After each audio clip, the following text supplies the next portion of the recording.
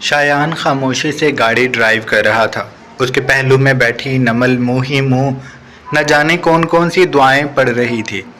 बज़ाहिर शायान सामने सुरमई सड़क को देख रहा था, जिस पर गाड़ियां दौड़ती उन्हें अबूर करती आगे बढ़ रही थी। शायान की गाड़ी की स्पीड हल्की थी। उसने जानबूझकर रफ्तार को मध्यम किया हुआ था। वो चाहता था कि ये सफ़र कभी भी ख़त्म ना हो। उसे नमल की हालत देखकर बहुत मज़ा आ रहा था। वो कबनुमा शीशे से मैक्सी को देख रहा था, जिसकी मुकम्मल तवज्जो नमल की ही जानिब थी। वो शायद नमल को कोई अजीब शख्स महसूस कर रहा था, इसलिए बिल्कुल चौकन्ना होकर बैठा था। अगर शायान ना होता तो मैक्सी ज़रूर नमल को दिन में तारे दिखा देता, लेकिन शायान अपनी तरफ से मैक्सी को समझा चुका था और मैक्सी नस्ली जानवर था, इसलिए वो शायान की बातों को समझकर नमल से भाईचारे के मूड में था। नमल खौफ की हालत में कभी कभी ज़रा सी गर्दन तिरछी करके पीछे बैठे मैक्सी को देखती और मैक्सी भी अपनी मुकम्मल गर्दन उसकी जानिब कर लेता। नमल बेसाख्ता सीट को मुट्ठियों में जकड़ लेती थी और गहरे गहरे सांस भरने लगती। ज़रा प्लीज़ गाड़ी तेज़ चलाएं, हमें होटल भी वापस पहुंचना है, उसने शायान को लरजती आवाज़ से कहा तो शायान ने मसरूफ़ से अंदाज में जवाब दिया, आप तो ऐसे कह रही हैं जैसे होटल में हम दोनों ही मौजूद थे और अब हमारी गैर मौजूदगी में वहाँ पर चोरी या डाका डल जाएगा। वहाँ पर और भी स्टाफ है, आपको जिस काम के लिए लेकर जाया जा रहा है आप उस पर फोकस करें, होटल की टेंशन छोड़ दें। वो बड़ी दिक्कत से अपनी मुस्कान को छुपा कर गाड़ी में बैठा था। अल्लाह अल्लाह करके नमल शायान के बंगले में पहुंची थी, जिसके पोर्च में गाड़ी रुकने के बाद उसने एक तायराना निगाह पूरे बंगले पर डाली। बंगले के आगे वसी लॉन बना हुआ था, जिसमें लगे दरख्त और पौधे जर्द रोशनी में नहाए हुए थे। अंधेर दूर खड़ा इस रोशनी से जगमगाती इमारत को देख रहा था। एक चीज़ जिसने नमल की तवज्जो अपनी जानिब खींची थी वो था स्विमिंग पूल। लॉन से कुछ आगे करके बाएं जानिब बड़ा सा स्विमिंग पूल बना हुआ था, जिसमें आसमानी रंग की टाइल्स लगी हुई थीं, तभी पानी का भी रंग आसमानी सा दिखाई देता था। उसके ऊपर एलईडी लाइट्स जगमगा रही थी। घर का वो हिस्सा बेहद रोशन था। नमल कदम कदम चलती किसी शहर के आलम में आगे बढ़ आई। शायान उसे भवें सुकेड़ कर देख रहा था। उसके हाथ में मैक्सी का पट्टा था।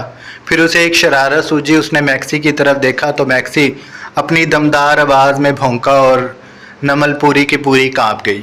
उसके मुंह से बेसाख्ता हाय अल्लाह जी निकला था। वो पलटी तो शायान के चेहरे पर मुस्कुराहट अब बेकाबू होकर फैल चुकी थी। नमल उसे घूर कर देखा और फिर वो बिला वजह अपना दुपट्टा ठीक करने लगी।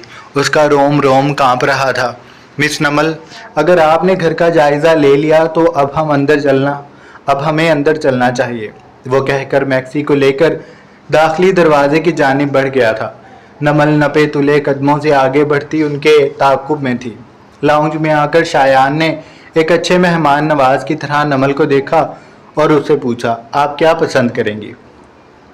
इस सवाल से शायान की मुराद ये थी कि नमल खाने पीने में क्या पसंद करेगी, लेकिन नमल ने बेसाख्ता कहा, मैं बस यहाँ से जाना पसंद करूँगी। आप मुझे बताएं कि फ़ाइल है किधर, या आपने उसे आखिरी बार कहाँ देखा था? मैं खुद उसे ढूंढ लूँगी, वो वलवला खेज अंदाज में बोली। उसका लहजा ऐसा था कि अगर फ़ाइल आसमान में या ज़मीन की गहराइयों में भी मौजूद होगी तो वो उसे कुत्ते से जान छुड़ाने के लिए कहीं से भी निकाल लेगी। शायान ने सीने पर बाजू लपेट लिए। उसने एक बार फिर मैक्सी का पटा छोड़ दिया था और नमल का दिल धीरे धीरे गहराई में डूबता जा रहा था। चंद पल खामोशी से गुजरे, जैसे शायान अपने दिमाग में कुछ नया मंसूबा तैयार कर रहा हो। फिर उसने कहा, मैं अपने कमरे में जा रहा हूँ, फ़ाइल ढूंढता हूँ वहाँ जाकर, आप नीचे लाउंज में देखें। वो कहने के बाद सीढ़ियों की जानिब बढ़ गया था। नमल धक से रह गई। वो तेज़ी से शायान की जानिब बढ़ी, लेकिन मैक्सी साहब सीढ़ियों के सामने आकर बैठ गए। शायान के कदम रुक गए थे और नमल के भी। वो जितनी तेज़ी से आगे बढ़ी थी उतनी ही तेज़ी से पीछे हट गई। उसने शायान को देखा, सर मैं आपके साथ आऊँगी। वो रोने वाली हो रही थी। शायान ने अपनी मुस्कुराहट दबाई और कुछ हैरत से पूछा, आप मेरे साथ मेरे कमरे में आएंगी? नमल को उसका सवाल बुरा लगा।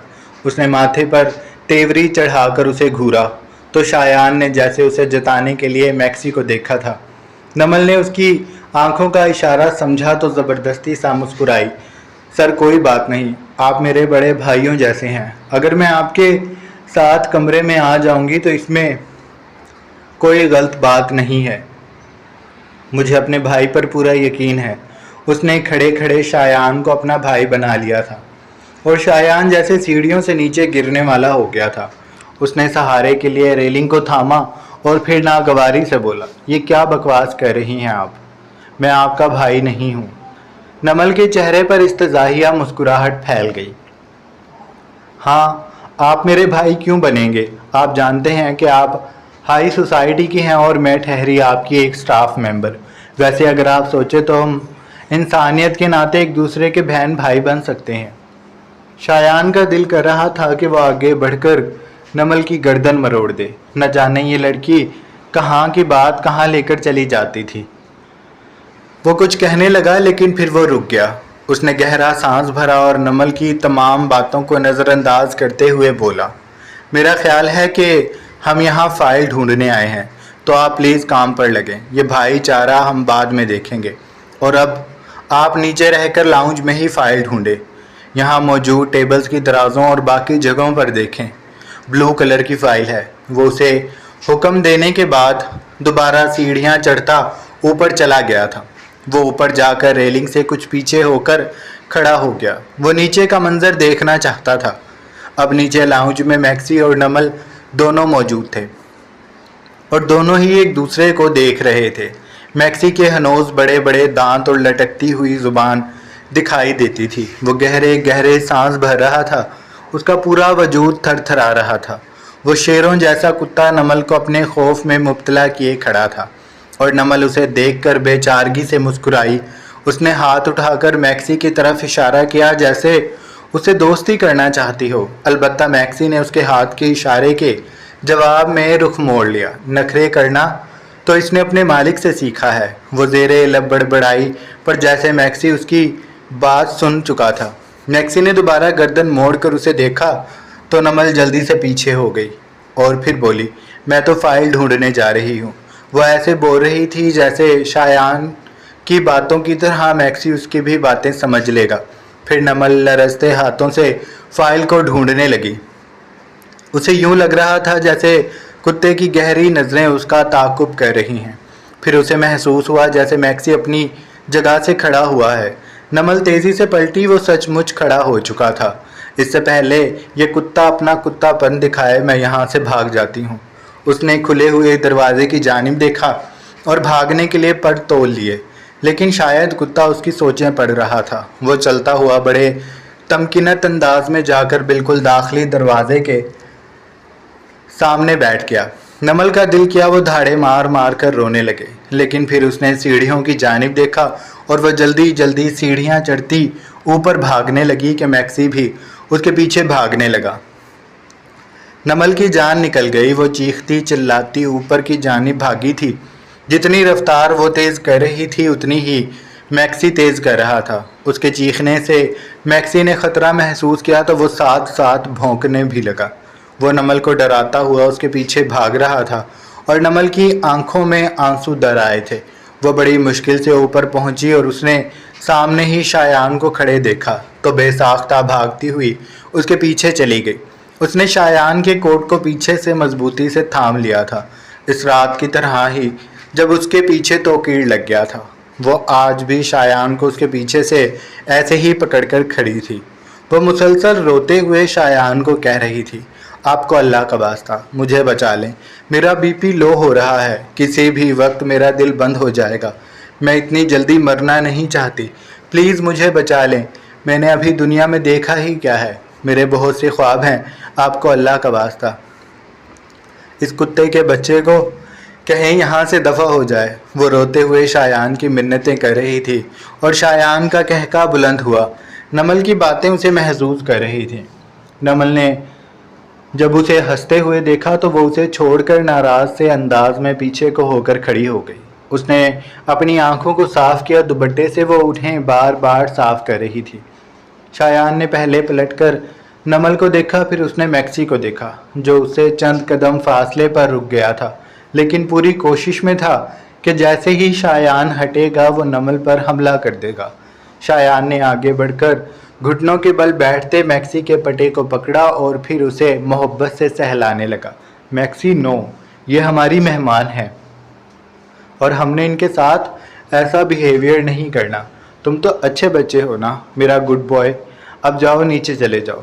अब दोबारा इन्हें तंग नहीं करना। तुमने ठीक है? शायान मैक्सी को समझा रहा था। उसने अपना सर झुका लिया और वो मैक्सी के सामने से खड़ा हुआ और फिर नमल के पास आया। नमल उसे बेहद बरहमी से घूर रही थी। आप इतनी बड़ी होकर कुत्ते से डर रही हैं। यह आपको कुछ नहीं कहेगा। आपने भागना शुरू किया था, ये इसलिए आपके पीछे आ रहा था। शायान को उसकी हालत पर रहम आ गया था, इसलिए अब वो उसे नरमी से समझा रहा था। नमल की आंखें एक बार फिर भरने लगी। उसका गुस्सा पल पल बढ़ता जा रहा था। ये सारी कहानी वो समझ चुकी थी।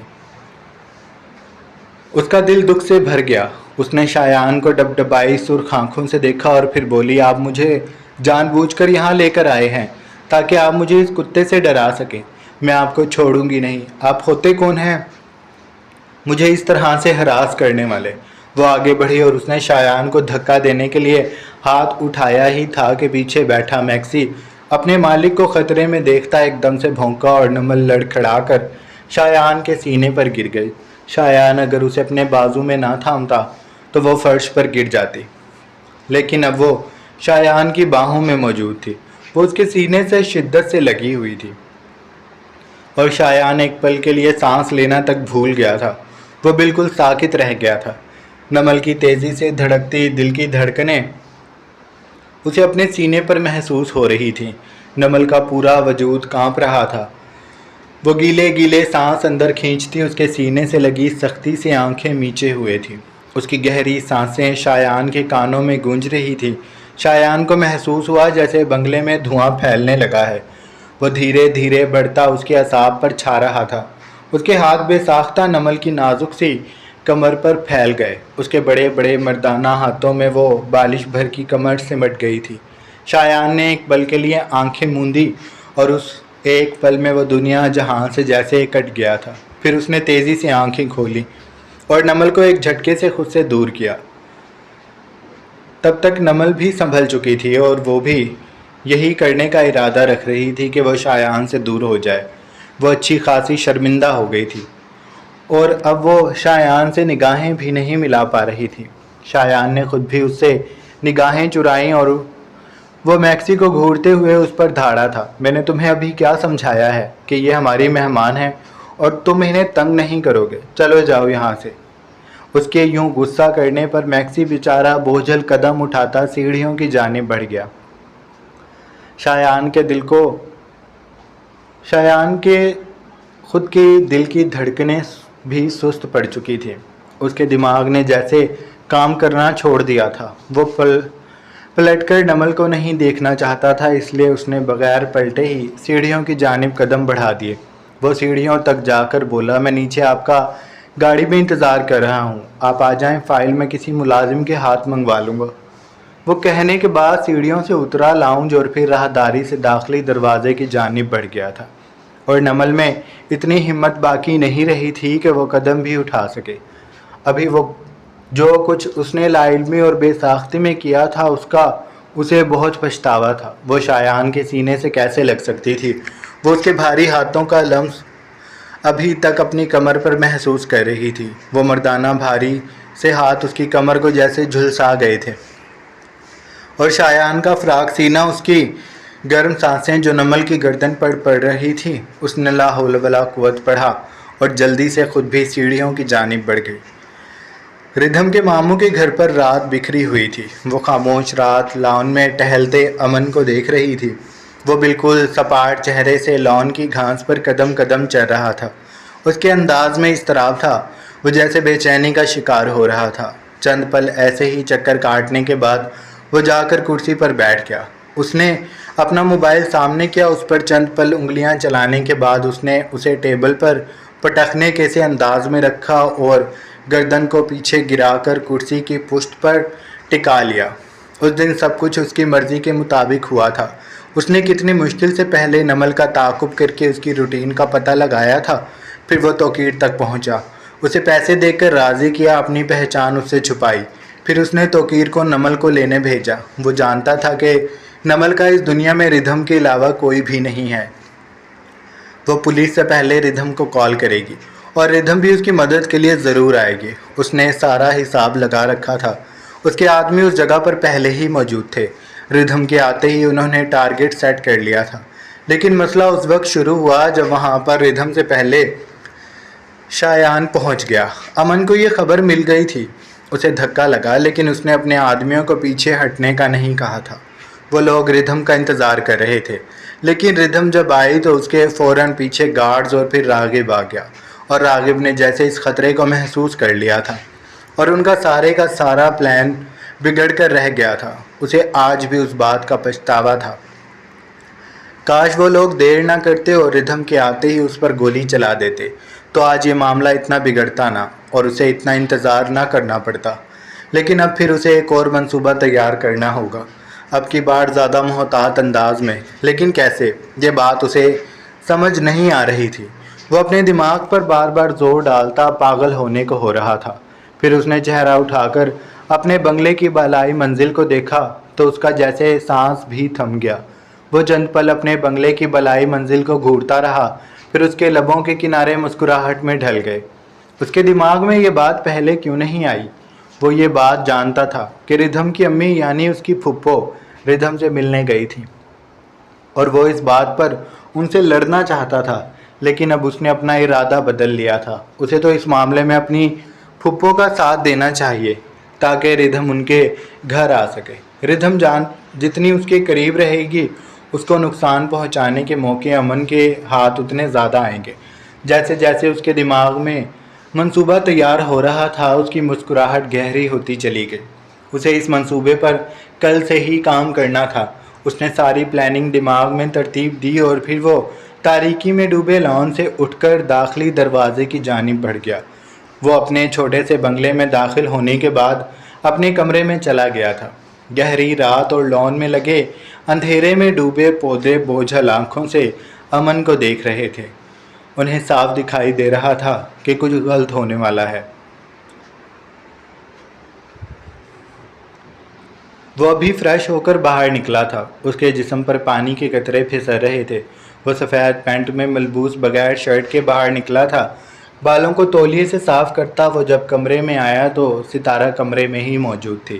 دھلے دھلے چہرے کے ساتھ وہ نکھری ہوئی خوبصورت لگتی تھی۔ اس کے سیاہ بال کھلے کمر پر بکھرے تھے، چہرے پر پرسکون بھری خوشی تھی۔ اس کے ہاتھ میں سرمد کی شرٹ تھی۔ وہ نیلے رنگ کی شرٹ کو لے کر اس کے پاس آئی۔ میں نے آپ کی شرٹ نکال دی ہے، اس پینٹ کے ساتھ یہ زیادہ اچھی لگے گی۔ سرمد چند پل اسے خاموشی سے دیکھتا رہا، پھر اس نے گردن کو جنبش دی اور ستارہ کے ہاتھ سے وہ شرٹ لے لی۔ شرٹ کو پہننے کے بعد وہ جب ٹائی باندھنے لگا تو ستارہ نے کہا، میں باندھ دوں؟ وہ ہچکچا کر بولی تھی۔ سرمد نے خاموشی سے ٹائی اس کی جانب بڑھا دی۔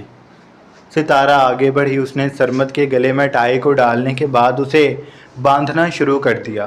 تبھی اس نے محسوس کیا کہ سرمد کے بھاری ہاتھ اس کے پہلوؤں پر آ کر ٹھہر گئے ہیں۔ وہ دھیرے دھیرے اس کی کمر پر اپنے ہاتھوں سے دباؤ دیتا اس کے وجود کو اپنی مٹھیوں میں بھر رہا تھا۔ ستارہ کے دل کو جیسے کچھ ہونے لگا۔ پھر سرمد نے اسے پہلوؤں سے تھام کر اپنے قریب کیا۔ وہ سرمد کے سینے سے ٹکرائی۔ اس نے چہرہ اٹھا کر سرمد کو دیکھا تو وہ بغیر پلکیں جھپکے اس کی جانب دیکھ رہا تھا۔ میں شام میں آفس سے جلدی آ جاؤں گا، پھر ہم دونوں باہر چلیں گے، اس نے گھمبیر آواز میں کہتے اس کے چہرے پر جھک کر اس کے لرزتے لبوں کو نرمی سے چوما اور پھر اسے دور ہوتا۔ وہ اپنی ٹائی کو درست کرنے لگا تھا۔ ستارہ کے لیے لمحے سست پڑ گئے تھے۔ اس نے سرمد کو لرزتی پلکوں سے دیکھا۔ اس کے چہرے پر مسکراہٹ بکھر گئی تھی۔ اس کی ان چھوٹی چھوٹی کوششوں نے سرمد کو کسی حد تک نرم کر ہی دیا تھا۔ وہ اس کے عقب میں آئی اور پھر اس نے پیچھے سے ہی اپنے بازو سرمد کے سینے پر لپیٹ لیے۔ وہ اپنے چہرے کو اس کی کمر سے مس کرتی مدھم آواز میں بولی، سرمد، میں آپ سے دور نہیں جانا چاہتی، میں ہمیشہ آپ کے پاس رہنا چاہتی ہوں۔ آپ جیسا کہیں گے میں مانوں گی، میں آپ کو اب شکایت کا موقع نہیں دوں گی۔ سرمد نے اس کی کلائی کو تھام کر دھیرے سے اسے اپنے سامنے کیا اور پھر اس کے دونوں گالوں پر ہاتھ جما کر وہ سنجیدہ لہجے سے بولا، لیکن اس کی آنکھوں میں نرمی دکھائی دیتی تھی۔ چلو دیکھتے ہیں کہ تم مجھے خوش کرنے کے لیے کیا کچھ کر سکتی ہو۔ ستارہ آگے بڑھی اور اس کے سینے سے لگ گئی۔ میں ہمارے درمیان موجود رشتے کو مضبوط کرنے کے لیے کچھ بھی کرنے کو تیار ہوں۔ ستارہ کی ایسی باتیں سرمد کے دل کو سکون پہنچاتی تھیں۔ وہ اب بھی پرسکون سے انداز میں ستارہ کو اپنے سینے سے لگائے اس کی کمر کو دھیرے دھیرے سہلانے لگا تھا۔ ردھم کو اپنے کانوں پر یقین نہیں آ رہا تھا۔ ابھی اس کی امی سے فون پر بات ہوئی تھی اور امی اسے جذباتی خوشی میں ڈوبی آواز سے بتا رہی تھی کہ امن ان کے پاس آیا تھا اور وہ چاہتا تھا کہ اگر وہ ردھم سے ملنا چاہتی ہیں تو مل سکتی ہیں۔ اس بات پر امن کو کوئی اعتراض نہیں ہے اور نہ ہی گھر والوں کو ہوگا۔ امی اسے بتا رہی تھی کہ امن بہت شرمندہ ہے۔ اسے رات ہی ساری سچائی کا پتہ چلا ہے کہ اس کے ابو ردھم کے ساتھ کیا کچھ کرتے تھے اور اب وہ چاہتا ہے کہ وہ ردھم سے معافی مانگے۔ جو کچھ اس کے ابو نے کیا ہے وہ ظاہر سی بات ہے قابل معافی نہیں ہے، لیکن وہ پھر بھی ردھم کے دل میں موجود نفرت کو کم کرنے کی کوشش کرے گا اور اس سے معافی ضرور مانگے گا۔ ردھم کو اپنے کانوں پر یقین نہیں آ رہا تھا، لیکن اس نے امی کو کچھ بھی نہ کہا۔ وہ ان کی خاموشی سے باتیں سنتی رہی۔ پھر امی نے اسے فون بند کرنے سے پہلے کہا، اب میں تمہارے گھر بغیر کسی ڈر کے آیا کروں گی اور تم بھی میرے پاس آیا کرنا، مجھے تم بہت یاد آتی ہو۔ امی کی آواز آنسوؤں کے غلبے کے باعث گھٹی ہوئی تھی۔ انہوں نے یہ جملہ بڑی دقت سے کہا تھا۔ ردھم کے دل کو کچھ ہوا۔ اس نے فوراً امی کی بات کا جواب دیتے ہوئے کہا، امی آپ روئیں مت، انشاءاللہ سب کچھ ٹھیک ہو جائے گا، مجھے بھی آپ بہت یاد آتی ہیں۔ اور یہ تو اچھی بات ہے نا کہ امن کو ساری سچائی پتہ چل گئی ہے اور اب وہ اپنے ابو کی غلطی تسلیم کر رہا ہے۔ اس نے کہنے کے بعد امی سے چند اور باتیں کی، پھر اس نے فون رکھ دیا۔ اس کے پیٹ میں گراہیں بندھنے لگی تھی۔ وہ ایک پل کے لیے سانپ پر یقین کر سکتی تھی، لیکن امن اور اس کے گھر والوں پر یقین کرنا اس کے لیے مشکل تھا۔ یہ ضرور کوئی سازش ہے۔ امن کا نیچر ایسا نہیں تھا، وہ جانتی تھی، لیکن پھر بھی دال میں کچھ تو کالا تھا۔ اچانک سے امن کا یوں بدل جانا ردھم کو پریشان کر چکا تھا۔ اسے یہ بات فوراً راغب کو بتانی چاہیے تھی۔